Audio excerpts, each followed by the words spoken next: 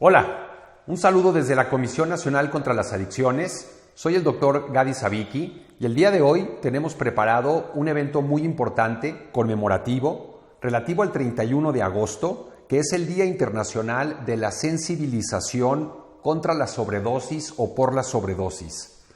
Hay muchos días en el calendario que se dedican a celebrar, a recordar, a manifestar la importancia de alguna actividad, de algún hecho, de algún programa importante. Y con respecto a lo que tiene que ver con las sustancias, tenemos el Día Internacional en contra del uso nocivo del alcohol, el Día en contra del tabaco, tenemos también el Día en contra del uso indebido y tráfico ilícito de sustancias, pero como lo hemos comentado muchas veces, dentro de esta Secretaría de Salud nos importan más las personas que las drogas. Y por eso este día es particularmente importante, porque hablamos de una de las consecuencias que realmente son un problema de salud cuando se presenta y no significa una manera de devaluar o de escandalizar alrededor del uso de las drogas y de su legalidad o ilegalidad.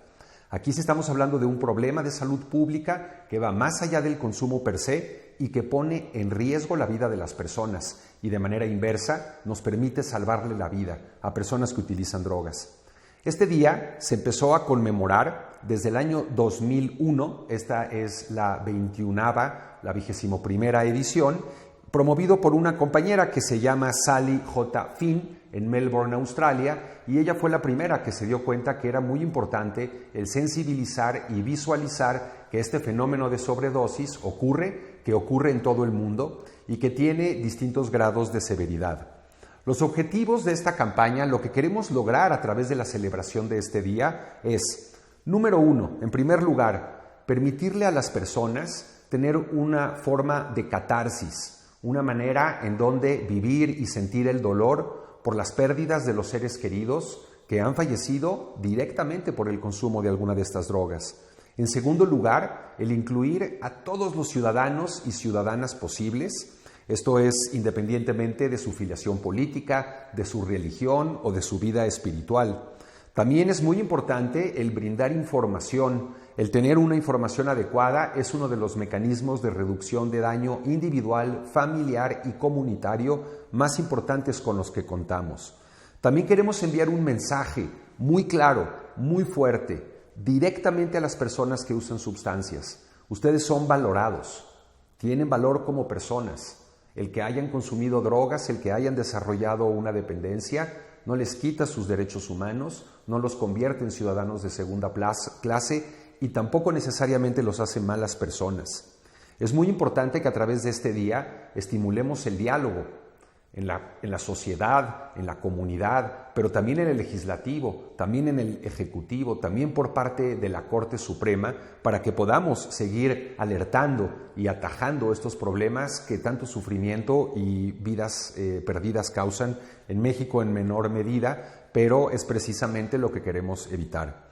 También queremos proveer una información básica sobre cuáles son los sitios, cuáles son las estrategias, cuáles son las formas, los lugares que podemos acudir para tratar de resolver este problema. En México tenemos una infraestructura que se está reforzando cotidianamente y estamos tratando de brindar una atención en salud mental y problemas de adicciones para todas las mexicanas y mexicanos, no importa qué tan alejados o qué tan periféricas estén las comunidades en donde ellos radican. Una parte muy importante también es el de prevenir y reducir los daños que se causan por las sustancias que tienen la posibilidad de causar una sobredosis, ya que no todas pueden generar esto.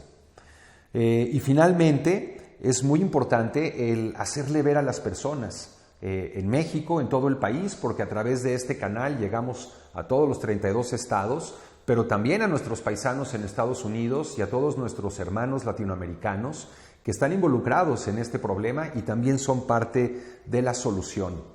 En México, para hablar un poco de la situación actual en nuestro país, nosotros obtenemos datos a través de nuestro Observatorio Mexicano de Salud Mental y Drogas. Está muy interrelacionado con el Observatorio Interamericano y observatorios mundiales en donde compartimos información sobre cómo es la epidemiología del consumo. Esto se hace a través de los egresos hospitalarios. Significa que cuando una persona es dada de alta de un hospital, tiene que haber un diagnóstico y la manera en cómo es egresado. Entonces, a través de estos diagnósticos, nosotros contabilizamos la sobredosis. Quiero comentarles que, por ejemplo, en el Hospital Fray Bernardino Álvarez, año tras año, el diagnóstico de egreso más importante que tenemos es el de cuadro psicótico secundario a consumo de sustancias. Y esto es mucho decir. También es una parte del lugar en donde obtenemos, de donde hacemos la minería de esta información, son los casos atendidos en las salas de urgencias. En hospitales que están en toda la República, públicos, privados, nosotros podemos capturar las personas cuyo diagnóstico de ingreso o el motivo por el que acudieron a esta sala de urgencia es por el consumo excesivo de una sustancia, el caer en este estado de sobredosificación y el estar presentando las consecuencias que ello provoca. Y también tenemos una manera a través de los servicios médico-forenses, de los sistemas de observación epidemiológica, en donde podemos contabilizar las defunciones en cuyo certificado de defunción aparece la causa de muerte como secundaria al consumo de una sustancia o de una sobredosis. Entonces, con respecto a las defunciones, tenemos que desambiguar dos situaciones.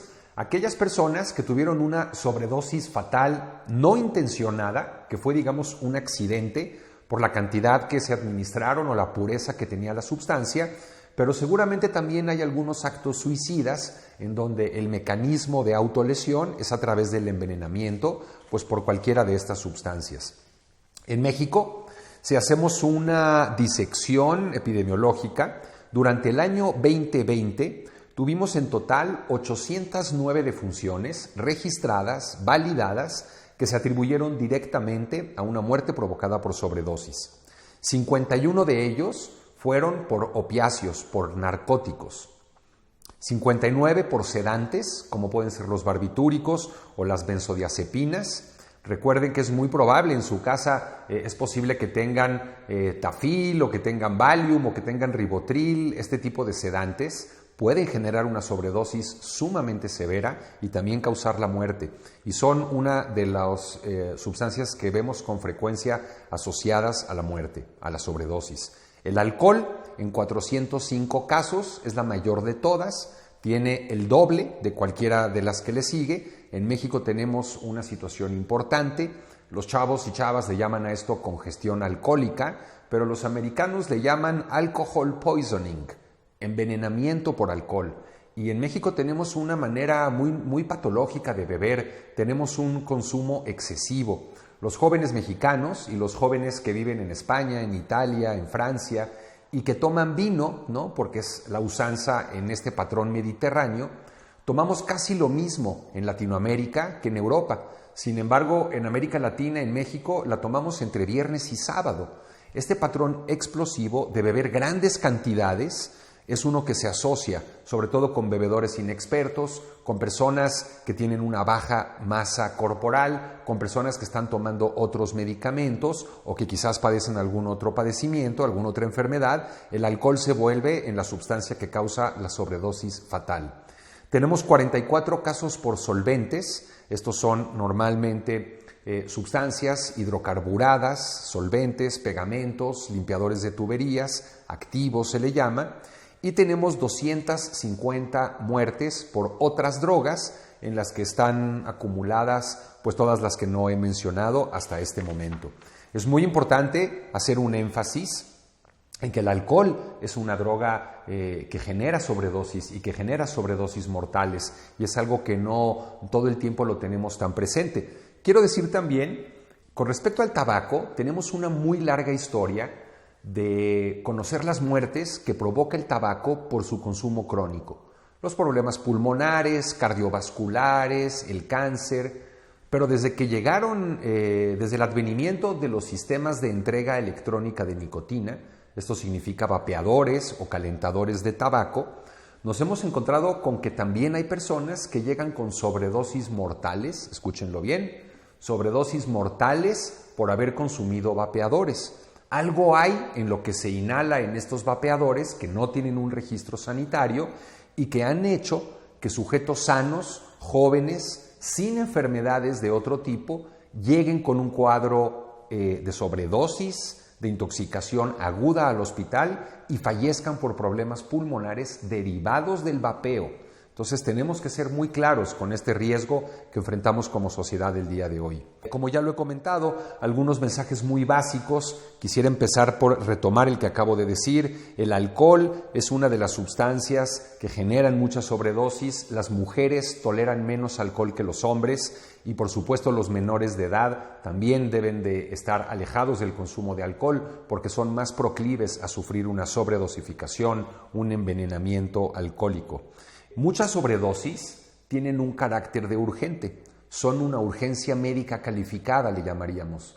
De tal modo que no hay mucho tiempo que perder. Lo primero que tenemos que hacer es llamar al 911, porque el acto inicial es meter a esta persona en el sistema de atención de urgencias para poder resolver la crisis aguda. Una vez de que nosotros hemos hecho esta llamada, pues tenemos obviamente que tratar de brindar algún tipo de primeros auxilios a estas personas. Y en términos generales, pues la sociedad está como capacitada de manera muy no uniforme en este sentido.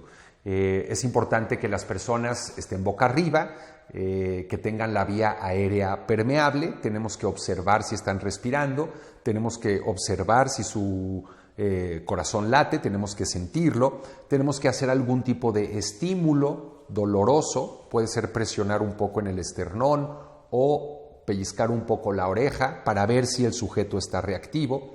En la sobredosis es bastante común que haya un episodio de vómito. Esto le sucedió, por ejemplo, a Jimi Hendrix, un rock and rollero muy famoso de los 60s, que murió por una intoxicación de alcohol, pero la causa de muerte fue una broncoaspiración. Esto significa que tenemos una zona en el cerebro que se llama área postrema, y esta zona detecta cuando en el estómago hay una cantidad de alcohol o un veneno o una sustancia que está podrida, una bacteria, y este mecanismo nos hace vomitar. Entonces, en muchas ocasiones, este reflejo del vómito se desata, se dispara, y las personas, estando sedadas, estando tan bebidas, aspiran este vómito y se ahogan por ello. Es una situación que sucede con relativa frecuencia y por eso, aunque el sujeto esté boca arriba, tenemos que tratar de que esté volteando hacia el lado por si llega a presentar un cuadro de vómito. Como lo hemos comentado, existen una serie de medicamentos que se utilizan en México y en todo el mundo con fines médicos legítimos, como lo son los tranquilizantes. Los ginecólogos, los psiquiatras, los neurólogos, los cardiólogos, los internistas utilizamos estas medicinas. Sin embargo, tenemos que estar muy conscientes sobre el riesgo que ellas implican. Uno es el de la dependencia, porque son sustancias depresoras muy potentes que actúan en todo el encéfalo y que generan una dependencia muy importante. Y también, si la cantidad es suficiente en una persona poco tolerante, significa que no ha tomado benzodiazepinas anteriormente, una cantidad de quizás una caja, ¿no?, de diazepam, de clonazepam, de Ativan, puede poner en peligro la vida de esta persona. Cuando hablamos de depresores del sistema nervioso central, dos son los más importantes: el alcohol etílico y los tranquilizantes. De tal manera que la mezcla de estos dos representa una situación de riesgo particular y mayor que cuando se consumen estas por separado, porque el alcohol y las benzodiazepinas actúan de manera sinérgica, de tal manera que el efecto que tiene cada uno de ellos, cuando se suma, es mayor que la suma de las partes por separado, digamos. Cuando hablamos de los estimulantes, en México tuvimos hace unos años una epidemia fuerte de cocaína, en especial en forma de cocaína base, de cocaína crack.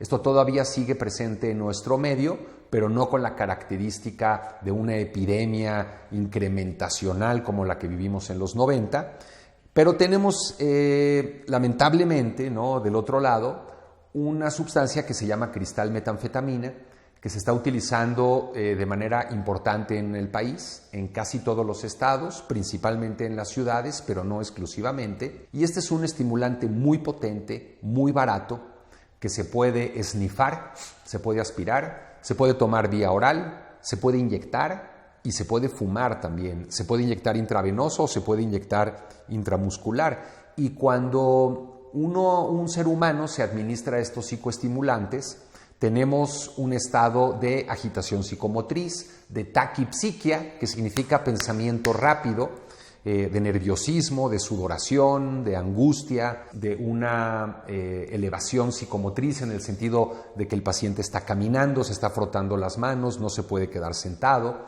Si la sobredosis es lo suficientemente grave en términos no solo de la cantidad, sino de las características del individuo, muchas veces los psicoestimulantes pueden generar como una sobredosis un cuadro psicótico. ¿Qué significa esto? Que la persona está fumando del bote de la cocaína o está la persona fumando del foco del cristal y después de cierta cantidad y cierto tiempo van a empezar a tener síntomas psicóticos que principalmente son alucinaciones, normalmente auditivas, y también ideas delirantes, que son ideas que no se comparten con las demás personas, que representan una paranoia. Entonces es muy típico que este chico o esta chica que llevan 6 horas fumando crack o consumiendo cristal, de pronto sienten que les abren la puerta y que llegó la policía o que llegó alguien que les va a cobrar el dinero, entonces empiezan a tapar las ventanas o ponen una toalla abajo de la puerta para que no haya olores, empiezan a actuar de manera totalmente cauta, ¿no? Como muy al tanto de su entorno. Y afortunadamente en la mayoría de los casos, una vez que el efecto de estas sustancias pasa, también pasa el cuadro psicótico. Es más corto el de la cocaína que el de la metanfetamina. Sabemos que cuando una persona desarrolla un cuadro de psicosis por anfetamina, después de haber terminado el consumo, de interrumpirle, puede estar psicótico por 2, por 3 semanas, incluso tratándole con medicamentos que atacan directamente esta condición de la psicosis. Entonces, una vez más, los depresores del sistema nervioso central hacen más sobredosis fatales y los estimulantes del sistema nervioso central rara vez generan sobredosis fatales, pero sí con muchos síntomas y muchos cuadros médicos y psiquiátricos.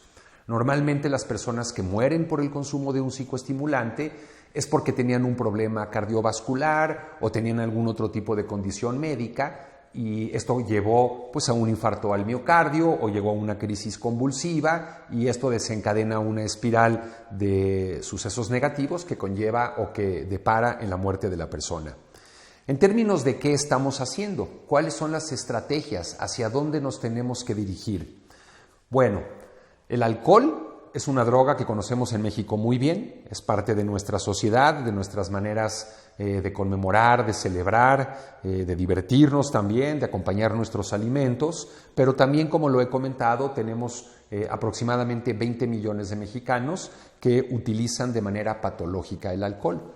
No significa que todos ellos sean dependientes o que sean alcohólicos, pues, pero sí beben de una manera patológica, por encima de la norma. Las conductas de riesgo, la cantidad que beben, se salen de la normalidad y los convierte en bebedores problema. Y para esto tenemos muchísimas formas, ¿no? Tenemos, por ejemplo, la alcoholimetría, que pretende evitar los accidentes en el asfalto, en las vías de comunicación terrestre, que es algo que da muy buenos resultados, es muy costo eficiente. También tenemos, por otra parte, a un enemigo portentoso, que es el señor dinero, y en ese sentido la mercadotecnia, la industria del alcohol y la industria cervecera, la industria de los giros de entretenimiento nocturno, de bares, de cantinas, incurren en malas prácticas que elevan el riesgo de que haya sobredosis alcohólica. Y todos conocemos este asunto de la hora feliz, de 2x1, o del botellón, o del cubetazo, o de la barra libre, que esto fomenta que los chicos y las chicas, en especial gente joven, beban de manera pues muy salvaje grandes cantidades de alcohol y tengan consecuencias importantes como ello. El mezclar las sustancias, como lo he comentado, en términos generales, es una condición que tenemos que tratar de evitar. La mayoría de las drogas tienen cierto rango de peligro, las drogas son peligrosas y se vuelven bastante más peligrosas cuando las combinamos. En especial, como ya lo dije, cuando usamos 2 depresores del sistema nervioso central, la vida de la persona está en franco peligro. Y lo mismo sucede con las mezclas de otros tipos de sustancias. Hay una conducta que no es nueva, esto se practica desafortunadamente desde hace varias décadas, y que es el consumir las dos al mismo tiempo. A esta práctica se le llama speedball o también se le llama Belushi, por un actor que murió por esta combinación, un actor muy conocido en los Estados Unidos que se llamaba James Belushi, y es la combinación en una sola jeringa de cocaína o cristal metanfetamina y heroína. Esto se hace pues para que la somnolencia que dan los narcóticos se contrarreste un poco con el estimulante y la hiperexcitación que causa el estimulante se modere un poco con el narcótico. Sin embargo, esta es una condición realmente peligrosa, es una práctica en donde vamos a tener cambios muy importantes en toda la circulación, en el corazón, en todas nuestras arterias, nuestras venas. Van a haber cambios muy importantes en el funcionamiento cerebral, van a haber cambios en nuestra respiración, en nuestro metabolismo, en nuestra capacidad para relacionarnos con el medio, y en ese sentido la práctica de combinar también un estimulante con un depresor es altamente desaconsejable y puede tener muchas consecuencias de todo tipo, tanto psiquiátricas como médicas, en especial en personas que ya se saben vulnerables. Quiero decir, alguien que ya tenía problemas cardíacos o que ya tenía problemas psiquiátricos tiene que estar muy al tanto de que existe la posibilidad real de una sobredosis. ¿Qué podemos hacer para identificarlo? Pues bueno, hablemos de las más importantes y les quiero comentar que en Estados Unidos, y lo digo con bastante pesar porque nuestros vecinos del norte compartimos muchas cosas con ellos, tenemos una vecindad amistosa, pero tienen un problema de drogas superlativo, como nunca lo habían tenido. En el 2021 murieron en los Estados Unidos nada más y nada menos que 105,000 personas directamente por una sobredosis de narcóticos. Puede ser heroína, puede ser fentanil o pueden ser productos también farmacéuticos como el Oxycontin, que se venden, son de uso médico, pero se tergiversa su uso y se convierten en drogas hiperpeligrosas, muy adictivas y muy capaces de generar una sobredosis. Lo que vemos en una persona sobredosificada con un narcótico, con una benzodiazepina, es alguien lento, que no responde bien, somnoliento, tiende a quedarse dormido, sus pulsaciones están lentas, su respiración está lenta, su temperatura baja, su capacidad de reaccionar se disminuye, y si esto sigue progresando, podemos llegar hasta lo que le llamamos una depresión cardiorrespiratoria, en donde literalmente el cerebro se siente tan bien que deja de respirar y el sujeto muere por una sobredosis. Muere pues porque deja de latir el corazón y deja de ingresar oxígeno a su sistema. ¿Qué hay del otro lado? ¿Cómo se ve una persona que se ha intoxicado con un psicoestimulante?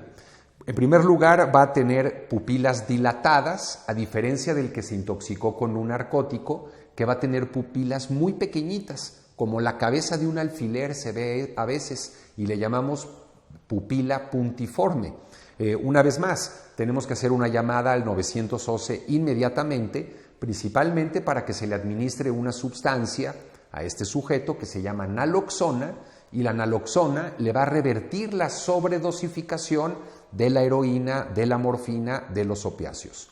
En México, durante muchos años, de manera totalmente inexplicable, la naloxona ha estado sumamente regulada, no está disponible para la gente. Entonces, en esta Secretaría de Salud hemos decidido que tenemos que terminar con esta situación y de manera muy afortunada, con un apoyo y un actuar conjunto bien intencionado con el legislativo mexicano, estamos a punto de desregular casi por completo la naloxona para que los policías, los bomberos, las ambulancias, los hospitales en todo el país tengan naloxona y puedan salvar la vida de las personas que llegan intoxicadas con opiáceos.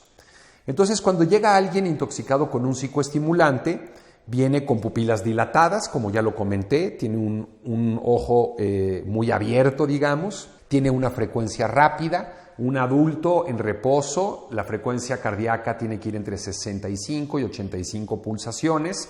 Alguien que ha consumido puede estar arriba de 120, 150. Dificultades para respirar, dolor en el pecho, aumento de la temperatura, rubor. Las personas se ven rojas, se siente también incluso como las orejas calientes, diría yo. Se aumenta la presión arterial, lo que puede tener muchos problemas asociados, como es el de un sangrado cerebral que se convierte en un evento vascular cerebral y que deja secuelas para toda la vida en las personas. También se puede asociar a alteraciones en el estado mental. Las personas pueden perder el contacto con la realidad, pueden estar desorientadas en el tiempo, en el lugar en donde están, incluso en su misma persona. Se pueden dar periodos de agitación en que precisamente, pues por esta como paranoia, esta sensación de mucha energía, algún sujeto pueda agitarse y actuar violentamente, ya sea en contra de él o en contra de terceras personas. Afortunadamente esto es algo que no vemos con mucha frecuencia, pero también sucede.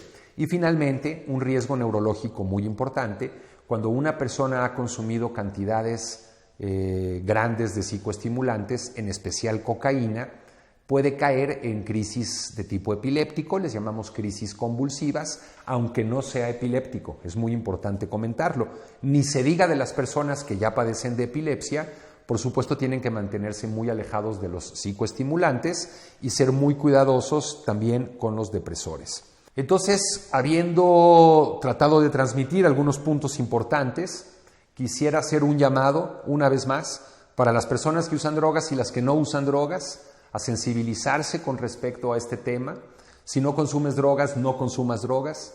Si lo estás haciendo, llama a la línea de la vida, 800-911-2000. Estamos dispuestos a ayudarte. Y como tú lo podrás notar en tu comunidad, en tu municipio, en tu ciudad, paulatinamente vas a empezar a notar los servicios de atención a estos problemas que van a proliferar y se van a fortalecer en las 32 entidades federativas. Esperemos poder dar esta atención preventiva y, en caso de ser necesario, atención médica para todas las personas que lo soliciten. Entonces, una vez más, si no consumes, no consumas, y que tengas un día de reflexión este 31 de agosto para el Día Internacional de la Sensibilización frente a la sobredosis. Muchas gracias por tu atención.